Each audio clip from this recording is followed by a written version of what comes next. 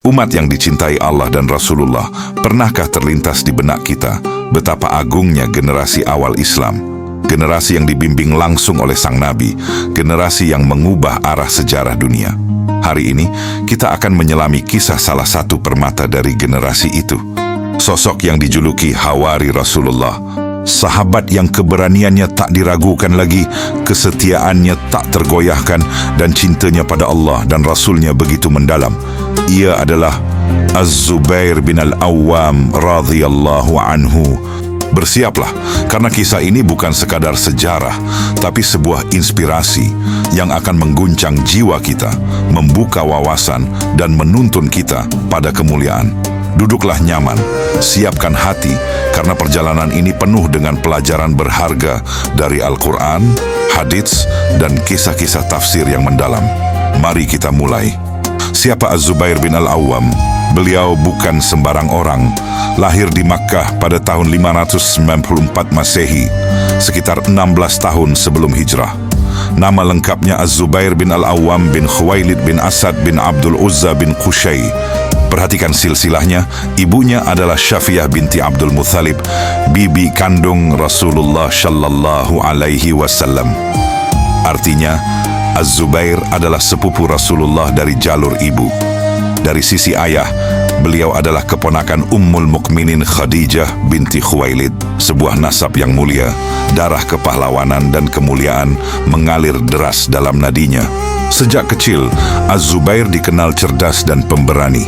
Ia tumbuh di tengah masyarakat Makkah yang penuh dengan kebiasaan jahiliyah, namun jiwanya sudah terbentuk dengan nilai-nilai luhur. Ayahnya, Al-Awwam, meninggal saat Az-Zubair masih kecil, sehingga beliau diasuh oleh ibunya, Syafiyah, seorang wanita yang dikenal tegas dan bermental baja. Kisah pengasuhan Syafiyah terhadap Az-Zubair sering menjadi teladan tentang bagaimana seorang ibu membentuk karakter pahlawan. Beliau melatih Az-Zubair kecil dalam berbagai kemampuan fisik dan mental, mempersiapkannya untuk peran besar yang akan datang. Kita bisa melihat benih-benih keberaniannya bahkan sejak masa kanak-kanak. Ketika cahaya Islam mulai bersinar di Makkah, Rasulullah Shallallahu Alaihi Wasallam mulai menyampaikan risalah tauhid secara sembunyi-sembunyi dari rumah Arqam bin Abil Arqam. Siapa sangka salah satu orang pertama yang menyambut seruan suci ini adalah Az-Zubair. Beliau termasuk dalam As-Sabiqunal Awwalun, golongan pertama yang masuk Islam. Beliau termasuk 10 orang pertama yang masuk Islam. Di antara mereka, Abu Bakar, Ali, Khadijah, Sa'ad bin Abi Waqqash, dan Zubair bin Al-Awwam. Usianya saat itu baru sekitar 15 atau 16 tahun. Bayangkan, di usia yang sangat muda, beliau sudah memahami kebenaran dan tak gentar menghadapi ancaman. Kisah keislaman Az-Zubair tidak lepas dari lingkungan keluarganya. Tetapi, pamannya Naufal bin Khuwailid dikenal sebagai salah satu tokoh Quraisy yang keras kepala dan memusuhi Islam. Ketika Naufal mengetahui Az-Zubair masuk Islam, ia melakukan penyiksaan yang kejam. Diriwayatkan, Naufal mengikat Az-Zubair, membungkusnya dengan tikar, dan menyalakan api di bawahnya sambil berkata, "Kembalilah ke agama nenek moyangmu." Namun, apa jawab Az-Zubair? Dengan suara lantang, penuh keyakinan, ia berteriak, "Aku tidak akan pernah meninggalkan Islam." Pengorbanan awal ini menunjukkan betapa kuatnya keimanan Az-Zubair. Beliau rela disiksa demi mempertahankan akidah. Dalam Al-Quran, Allah Subhanahu wa Ta'ala berfirman dalam surah An-Nahl ayat 106, "Barang siapa kafir kepada Allah setelah dia beriman, dia mendapat kemurkaan Allah, kecuali orang yang dipaksa kafir, padahal hatinya tetap tenang dalam keimanan, dia tidak berdosa. Tetapi barang siapa melapangkan dadanya untuk kekafiran, maka kemurkaan Allah menimpanya, dan mereka akan mendapat azab yang besar." Kisah Az-Zubair adalah manifestasi nyata dari hatinya tetap tenang dalam keimanan. Meskipun disiksa, ia bukan dipaksa kafir, tapi dipaksa untuk meninggalkan Islam, dan ia teguh. Para mufasir menjelaskan bahwa ayat ini memberikan keringanan bagi mereka yang dipaksa mengucapkan kekafiran dengan lisan. asalkan hati tetap beriman. Namun Az-Zubair bahkan tidak mau mengucapkan apapun yang bertentangan dengan imannya, menunjukkan level keteguhan yang luar biasa. Ini adalah pelajaran pertama bagi kita, keteguhan iman di tengah badai cobaan. Suatu hari, Zubair mendengar kabar bahwa Rasulullah telah terbunuh. Tanpa berpikir, ia bergegas keluar rumah menghunus pedangnya. Orang pertama menghunus pedang di jalan Allah. Ia bergegas ke daerah Makkah mencari Rasulullah, siap menumpahkan darah siapapun yang menyentuh Rasulullah. Ketika akhirnya ia menemukan Rasulullah dalam keadaan selamat, beliau tersenyum melihat keberaniannya. "Apa yang membuatmu membawa pedang, wahai Zubair?" Ia menjawab, "Aku mendengar engkau disakiti, wahai Rasulullah. Aku datang untuk membelamu." Rasulullah tersenyum dan mendoakannya. Sejak hari itu, nama Zubair melekat dengan keberanian dan kesetiaan. Ia menjadi salah satu pelindung pribadi Rasulullah di setiap peperangan. Pengorbanan Az-Zubair tidak berhenti sampai di situ. Beliau terus mendampingi Rasulullah, berjuang bersama dalam suka dan duka. Keberaniannya, kesetiaannya, dan keikhlasannya begitu mencolok hingga Rasulullah Shallallahu Alaihi Wasallam sendiri memberinya gelar yang sangat istimewa. Sebuah gelar yang hanya disematkan pada satu sahabat ini, Hawari Rasulullah. Apa artinya Hawari? Dalam bahasa Arab, Hawari adalah penolong, pengikut setia, atau murid pilihan. Gelar ini disebutkan dalam Al-Quran terkait dengan para pengikut Nabi Isa alaihissalam. Dalam surah Asy-Syaff ayat 14, Allah berfirman, "Wahai orang-orang yang beriman, jadilah kamu penolong-penolong agama Allah sebagaimana Isa putra Maryam telah berkata kepada pengikut-pengikutnya yang setia, Al-Hawariyun, siapakah yang akan menjadi penolongku untuk menegakkan agama Allah?" Para pengikut setia itu berkata, "Kamilah penolong-penolong agama Allah." Lalu segolongan dari Bani Israel ada yang beriman dan segolongan yang lain kafir. Maka kami berikan kekuatan kepada orang-orang yang beriman terhadap musuh-musuh mereka. Lalu mereka menjadi orang-orang yang menang. Hadis Nabi pun menguatkan gelar ini. Diriwayatkan oleh Imam Bukhari dan Muslim dari Jabir bin Abdullah radhiyallahu anhu. Ia berkata, Rasulullah Shallallahu Alaihi Wasallam bersabda pada perang Khandaq, "Siapakah yang mau membawakanku berita tentang kaum Bani Quraidah?" Maka Az-Zubair menjawab, "Aku." "Siapakah yang mau membawakanku berita tentang kaum Bani Quraidah?" Maka Az-Zubair menjawab, "Aku." Setiap Nabi memiliki hawari, pengikut setia, dan hawariku adalah Az-Zubair. Ini bukan gelar sembarangan. Ini adalah pengakuan langsung dari Rasulullah atas kesetiaan, keberanian, dan pengorbanan Az-Zubair. Beliau adalah orang kepercayaan Nabi, orang yang diandalkan dalam situasi paling genting. Ini mengajarkan kita tentang pentingnya kesetiaan dan dedikasi total dalam berjuang di jalan Allah dan mendukung kebenaran. Saat siksaan Quraisy semakin berat, Zubair bersama istrinya Asma binti Abu Bakar hijrah ke Habasyah, Ethiopia. Ia meninggalkan keluarga, harta, dan tanah kelahirannya demi Allah. Di negeri asing itu, ia dan para sahabat menemukan perlindungan di bawah Raja Najasyi yang adil. Namun ketika mendengar bahwa kaum muslimin sudah aman di Makkah, mereka kembali hanya untuk menemukan kenyataan bahwa siksaan belum berakhir. Namun mereka tetap sabar. Tak lama kemudian, Allah memerintahkan hijrah ke Madinah. Zubair termasuk yang pertama tiba di Madinah, bersama barisan para mujahid yang siap mengorbankan segalanya. Tahun kedua Hijriyah, langit Madinah memerah di pagi hari Perang Badar. Rasulullah menunjuk Az-Zubair sebagai komandan sayap kanan pasukan muslimin. Ia mengenakan sorban kuning dan Rasulullah sendiri mengenalinya dari jauh. Zubair melompat ke medan perang dengan takbir. Ia berhadapan dengan Ubaidah bin Sa'id bin Al-Ash, salah satu jagoan Quraisy. Pertarungan mereka cepat, keras, dan dahsyat. Pedang Zubair menembus perut musuhnya. Ubaidah tewas di tempat dan kaum muslimin bertakbir. Az-Zubair adalah kesatria sejati. Namanya selalu harum di setiap medan tempur. Beliau adalah salah satu dari 10 sahabat yang dijamin masuk surga.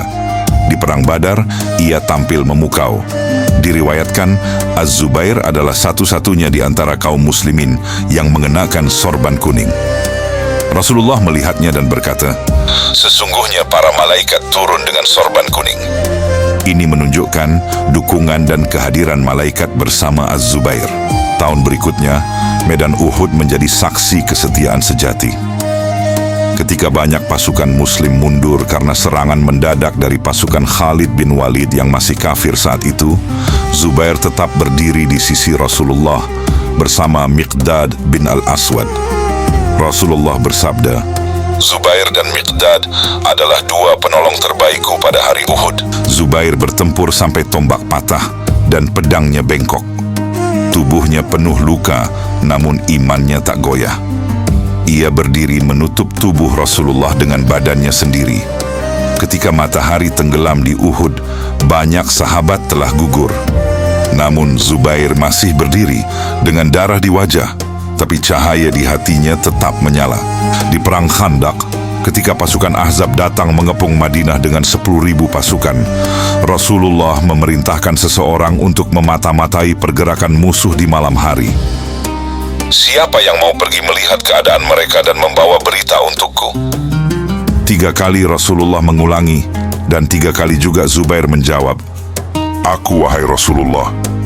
Rasulullah lalu bersabda, "Setiap nabi memiliki penolong setia, dan hawariku adalah Az-Zubair." Ia menembus kegelapan malam, melewati parit, mendekati pasukan Quraisy dan Bani Ghatfan.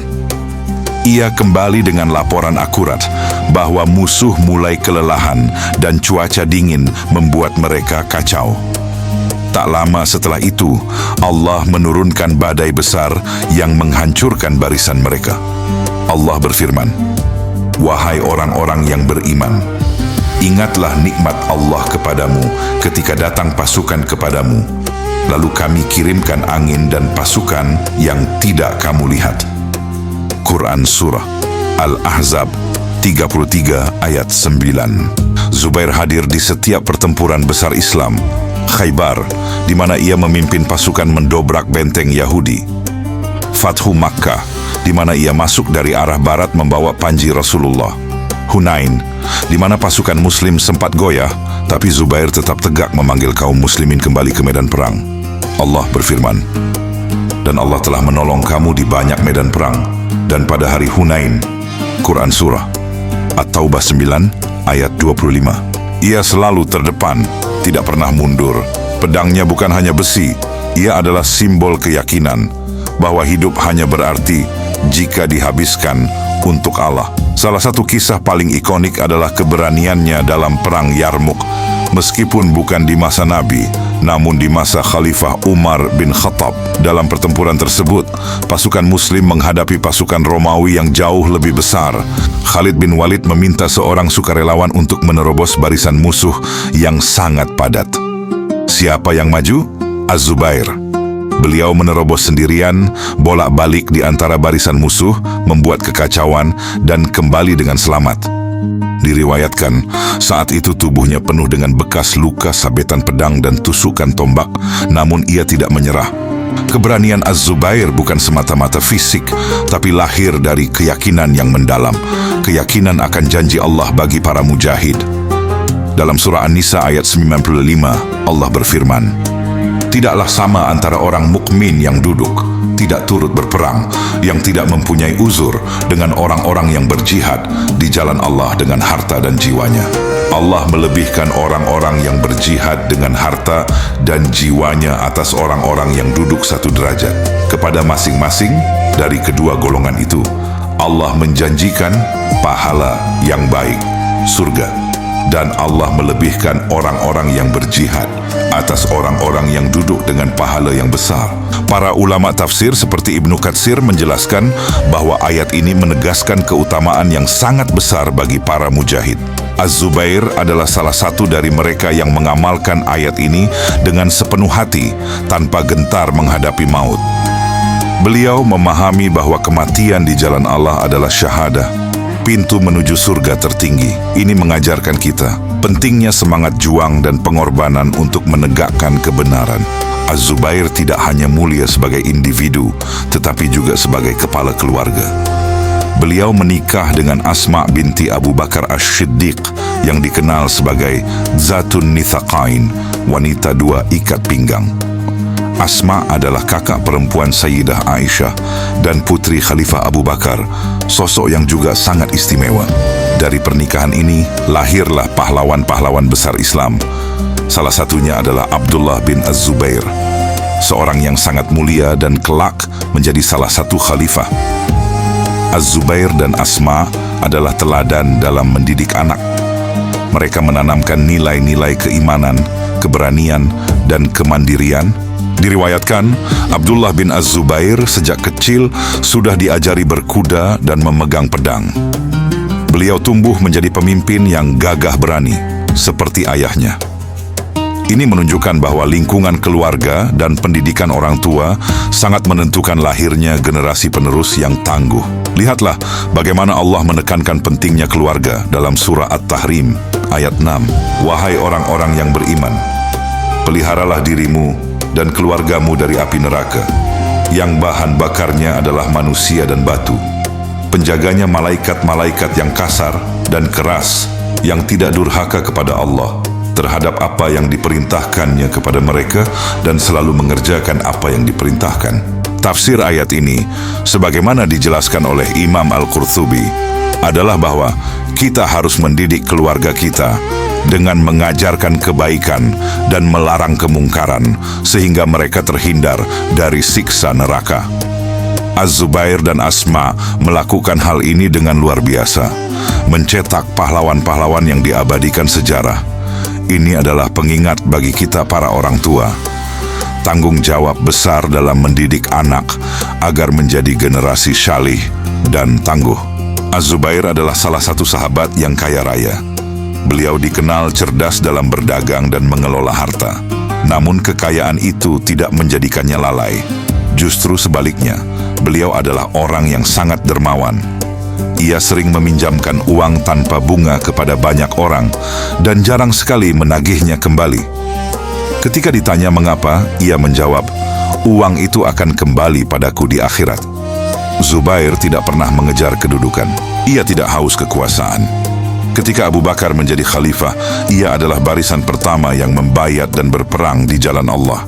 Ketika Umar bin Khattab memimpin, ia ikut memerangi Persia dan Romawi. Ia tak pernah menuntut apapun, hanya jihad dan ridha Allah. Namun setelah wafatnya Utsman bin Affan, datanglah masa paling gelap dalam sejarah umat, fitnah besar. Darah mulai tumpah di antara kaum muslimin sendiri. Zubair menahan diri. Ia tidak ingin berperang melawan saudara seiman. Namun berita pembunuhan Utsman membuat hati para sahabat bergetar. Mereka menuntut keadilan. Mereka ingin pembunuh Utsman bin Affan diadili. Bersama Talhah bin Ubaidillah dan Aisyah binti Abu Bakar, Zubair berangkat menuju Basrah, bukan untuk berperang, tapi untuk meminta perdamaian dan kejelasan hukum. Namun iblis bekerja di antara manusia. Fitnah menyusup. Provokator memecah kaum muslimin. Tiba-tiba, dua kelompok muslim yang awalnya hendak berdamai justru saling menyerang. Inilah peristiwa yang dikenal dengan Perang Jamal. Ketika dua pasukan mulai bersiap, Ali bin Abi Thalib radhiyallahu anhu, khalifah saat itu, memanggil Az-Zubair, dua sahabat lama, dua orang yang sama-sama tumbuh di sisi Rasulullah, dua orang yang sama-sama dijamin surga. Ali memandang Zubair. "Wahai Zubair," kata Ali, "apakah engkau datang untuk memerangiku?" Zubair menjawab, "Tidak, wahai Amirul Mukminin. Aku hanya ingin mencari kebenaran dan menuntut keadilan bagi Utsman." Ali menatapnya lama, lalu berkata, "Wahai Zubair, apakah engkau lupa sabda Rasulullah kepadamu dan kepadaku pada suatu hari?" Zubair mengerutkan dahi. "Hadis apa itu?" Ali berkata, "Rasulullah bersabda kepadamu, engkau akan memerangi Ali, namun engkau dalam keadaan zalim." Zubair terdiam, matanya menatap tanah. Tetesan air mata jatuh dari wajah yang selama ini tak pernah gentar menghadapi pedang. "Astaghfirullah, demi Allah, aku telah lupa hadis itu." Aku tidak akan memerangimu, wahai Ali. Aku akan pergi. Zubair pun memutar kudanya. Ia meninggalkan medan perang sebelum darah tumpah. Ia sadar, jalan ini bukan lagi jihad, tapi fitnah. Namun ajal telah menantinya di tempat yang sunyi. Di perjalanan pulang, Az-Zubair berhenti di sebuah lembah untuk menunaikan salat. Ia menundukkan kepala, meneteskan air mata, memohon ampun kepada Allah. Namun tiba-tiba datang seorang lelaki bernama Ibnu Jurmuz dari arah belakang. Dengan khianat, ia menebas punggung Zubair yang sedang rukuk. Pedang menembus tubuhnya. Tubuh sang pahlawan jatuh ke tanah. Darah mengalir di pasir lembah itu. Ibnu Jurmuz dengan bangga membawa pedang dan baju zirah Zubair ke hadapan Ali bin Abi Thalib. Ia menyangka akan dipuji. Namun begitu melihatnya, Ali menangis terseduh. Ia berkata, tentang sabda Rasulullah, beri kabar gembira kepada pembunuh putra Syafiyah bahwa tempatnya di neraka. Ali mengambil pedang Zubair. Pedang itu sudah berkarat oleh darah jihad, tapi masih berkilau dalam cahaya iman. Ali mengangkatnya dan berkata, berapa kali pedang ini membela Rasulullah melawan musuh-musuh Allah. Ia menangis. Seluruh pasukan pun diam dalam duka. Sehingga Allah telah gugur, bukan di tangan kafir, tapi di tangan saudaranya sendiri yang terhasut fitnah. Kisah wafatnya ini mengajarkan kita tentang bahaya fitnah dan pentingnya menjaga persatuan umat. Meskipun beliau adalah pahlawan besar, bahkan para sahabat pun bisa terjerumus dalam kondisi sulit yang berakibat tragis. Ini adalah pengingat untuk kita semua agar selalu kembali kepada Al-Quran dan Sunnah, serta bersatu padu di atas kebenaran, sebagaimana firman Allah dalam surah Ali Imran ayat 103. Dan berpegang teguhlah kamu sekalian kepada tali agama Allah seluruhnya, dan janganlah kamu bercerai-berai, dan ingatlah nikmat Allah kepadamu ketika kamu dahulu bermusuhan lalu. Dia mempersatukan hatimu, sehingga dengan karunia-Nya kamu menjadi bersaudara. Padahal sebelum itu kamu berada di tepi jurang neraka, lalu Dia menyelamatkan kamu dari sana. Demikianlah Allah menjelaskan ayat-ayat-Nya kepadamu agar kamu mendapat petunjuk. Meski akhir hidupnya pilu, warisan Az-Zubair bin Al-Awwam tetap abadi. Beliau adalah salah satu dari 10 sahabat yang dijamin masuk surga. Sebuah jaminan yang diberikan langsung oleh Rasulullah Shallallahu Alaihi Wasallam. Abu Bakar di surga, Umar di surga, Utsman di surga, Ali di surga, Salhah di surga, Az-Zubair di surga, Abdurrahman bin Auf di surga, Sa'ad bin Abi Waqqas di surga, Sa'id bin Zaid di surga, dan Abu Ubaidah bin Al-Jarrah di surga. Hadis riwayat Tirmidzi. Lalu, apa saja pelajaran berharga yang bisa kita petik dari kisah hidup Az-Zubair? Keteguhan iman dan keberanian sejak dini. Az-Zubair menunjukkan kepada kita bahwa usia muda bukanlah penghalang untuk berpegang teguh pada kebenaran dan membela Islam. Kesetiaan tak tergoyahkan kepada Rasulullah. Gelar Hawari adalah bukti dedikasi totalnya. Ini mengajarkan kita untuk setia pada agama, pemimpin yang syaleh dan kebenaran. Semangat jihad dan pengorbanan. Beliau adalah kesatria sejati yang tidak gentar menghadapi musuh, rela mengorbankan jiwa dan raga demi tegaknya kalimat Allah. Tanggung jawab keluarga dan pendidikan anak. Bersama Asma, beliau berhasil mencetak generasi penerus yang mulia. Kedermawanan dan keikhlasan dalam harta. Kekayaan bukan tujuan, tapi sarana untuk beribadah dan bersedekah. Peringatan akan bahaya fitnah. Kisah akhir hidupnya adalah pengingat betapa berbahayanya perpecahan dan pentingnya persatuan umat. Kisah Az-Zubair adalah cermin bagi kita. Cermin tentang bagaimana seorang mukmin sejati seharusnya menjalani hidup.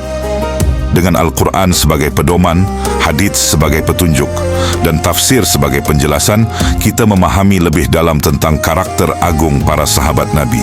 Semoga Allah Subhanahu wa Ta'ala meridai Az-Zubair bin Al-Awwam, mengampuni segala kekhilafannya, dan menempatkannya di surga tertinggi bersama Rasulullah Shallallahu Alaihi Wasallam.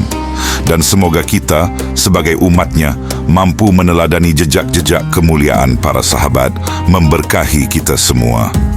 Wassalamualaikum warahmatullahi wabarakatuh. Allahumma shalli ala Sayyidina Muhammad wa ala ali Sayyidina Muhammad.